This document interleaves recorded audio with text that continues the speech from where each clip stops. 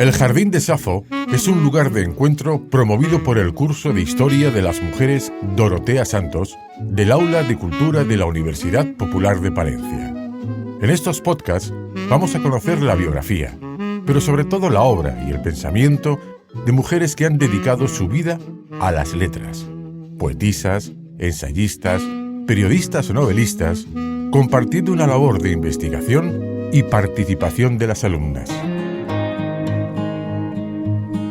Hoy abrimos nuestro Jardín de Safo para pasear junto a una mujer sorprendente, con una vida además muy curiosa, diría yo. Voy a contaros parte de su historia para que veáis el porqué de mi perplejidad a veces al intentar expresar lo importante y lo diferente de la vida de Emily Dickinson. Nació en Amherst, en Massachusetts, el 10 de diciembre de 1830, en el seno de una familia de abolengo de Nueva Inglaterra. Sus ancestros habían llegado en la primera ola de inmigrantes puritanos a Estados Unidos. Su padre, Edward Dickinson, era abogado. Fue juez en esta localidad, perteneció a la Cámara de Diputados de Massachusetts, senador en la capital del estado y representante por el estado de Massachusetts en el Congreso de Washington. Tuvo un hermano mayor y una hermana más pequeña, Lavinia, que fue su compañera y su amiga, su confidente, hasta el final de su vida. Fue educada en una severa religiosidad puritana protestante. No obstante, la formación de Emily fue mucho más completa de lo que era usual en las mujeres de su tiempo. Inició su educación en la academia de esta localidad y accedió a estudios universitarios en 1847 en el Seminario para Señoritas Mary Lyon de Monthoik, donde debía completar su formación religiosa y su educación superior. Por causas no bien conocidas, un año después dejó sus estudios. La formación religiosa recibida le llevó a rechazar plenamente la idea tradicional de un Dios todopoderoso que exigía su alma. Adquirió, sin embargo, una sólida formación en literatura, en historia, en geología y en biología. Las matemáticas no se le daban bien. Recibió una completa instrucción en griego y latín. Se dice, fijaros qué cosa tan interesante, que había leído la Eneida de Virgilio en su versión original en latín. Tuvo un especial interés por las ciencias naturales y por la botánica. Sobre su vida privada, sentimental y amorosa se ha especulado mucho, pero se sabe muy poco con certeza. De los contenidos de las llamadas Master Letters, unos documentos de los que no se conoce las fechas en que fueron escritos ni a quién iban dirigidos y que quizás eran solamente piezas literarias, se ha intentado deducir que pudo estar enamorada de Samuel Bowles, editor del periódico republicano Springfield, y del reverendo Charles Wadsworth. Ambos estaban casados. Más verosímil parece la suposición de que estuvo enamorada de su cuñada, de Susan Gilbert, que fue además compañera también de estudios, esposa de su hermano y, por si esto fuera poco, vecina. Este amor podría haber sido correspondido. Hasta 300 poemas de amor podrían estar dedicados a ella, según los estudiosos de su poesía. A Susan Gilbert era una de las pocas personas a las que Emily hacía caso cuando le indicaba que algo en su poesía no le gustaba.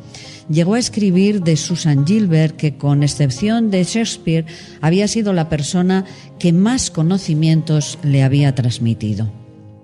Lo que sí se sabe con certeza, es que Emily pasó la mayor parte de su vida sin salir de su casa. A los 30 años decidió recluirse en la casa paterna y pasó sus últimos 20 años confinada en su habitación y también que se negó a publicar sus poemas en vida. Laura Freixas nos aclara las posibles causas de este proceder. En una ocasión le envía una carta al intelectual, escritor y partidario de los derechos de las mujeres, Thomas Higginson, en la que le dice: ¿está usted demasiado ocupado para decirme si mis versos están vivos? Él le contestó describiendo su poesía como espasmódica e incontrolada, lo cual no debió animarla precisamente a publicar. Por otro lado, Dickinson definió en su poema 709 la publicación como la subasta de la mente para el hombre.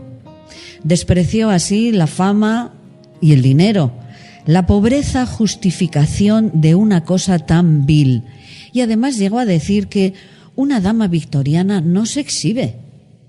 También influiría seguramente la mala fama que en esa época tenían las mujeres escritoras y obviamente la opinión de su padre, que admitió que lamentaría ver en ella a una nueva Madame Steele, y la de Samuel Bowles, que calificó a las mujeres que escriben, aunque sea con talento, como pobres desgraciadas solitarias.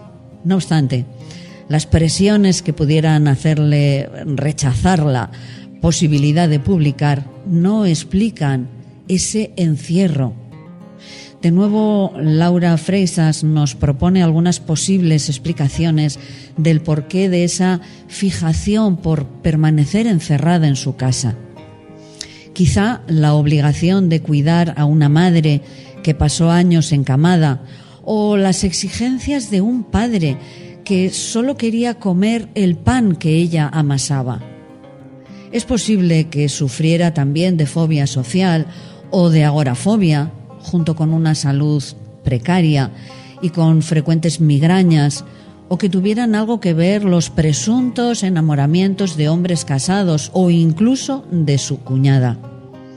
El alma elige su propia compañía y después cierra la puerta, dejó dicho en el poema 303. Otra de sus peculiaridades fue vestir siempre de blanco. No sabemos si asociaba el blanco a lo fantasmagórico, a la mortaja o quizás a la página en blanco. Pidió ser enterrada en un ataúd blanco, con fragancia de vainilla. Todo ello le generó fama de huraña y de excéntrica, llegándose a insinuar incluso que padecía algún tipo de enfermedad mental, un trastorno esquizoide de la personalidad o incluso una epilepsia. Murió en 1886 a los 55 años de edad a consecuencia de una enfermedad renal. Tras el funeral, que se celebró en la propia vivienda de la familia, su hermana Lavinia se encargó de que sus versos, que encontró ordenados en 44 tomos de papeles cosidos de manera artesanal, se dieran finalmente a conocer. Se publicaron por primera vez en 1890, 4 años después de su muerte. Se encontraron también pequeños poemas escritos en los márgenes de sus libros, en trozos de periódicos, incluso en papeles sueltos o en los pliegues de los sobres en los que enviaba su correspondencia. Exactamente 1789 poemas, de los cuales apenas 8 fueron publicados en vida, al parecer sin su consentimiento y posiblemente alterados por los editores. No fechaba sus poemas, no usaba títulos, las rimas consonantes eran imperfectas y utilizaba signos de puntuación no habitual en poesía, con profusión de guiones y mayúsculas. Se enfrentó abiertamente a las reglas poéticas imperantes en la poesía americana de su tiempo. El poeta español y ganador del Premio Nobel de Literatura, Juan Ramón Jiménez, fue el primero en apreciar y difundir versos de esta autora en España. En su obra, Diario de un poeta recién casado, traduce e incorpora en su poema los poemas 674, 1687 y 308 de la autora.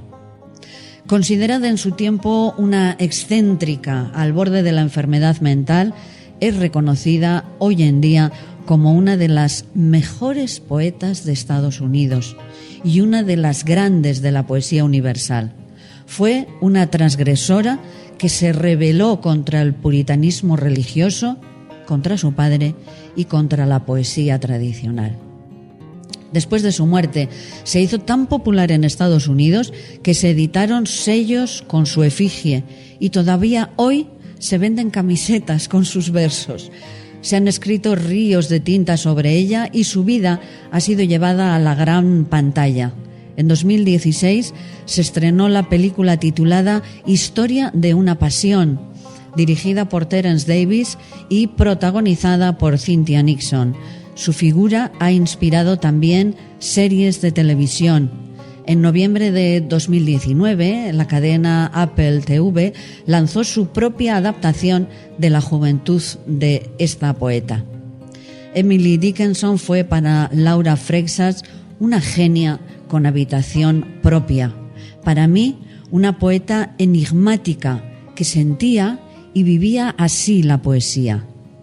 Si leo un libro y enfría de tal modo mi cuerpo que no hay fuego capaz de calentarme, sé que eso es poesía. Si tengo la sensación física de que me levantan la tapa de los sesos, sé que eso es poesía.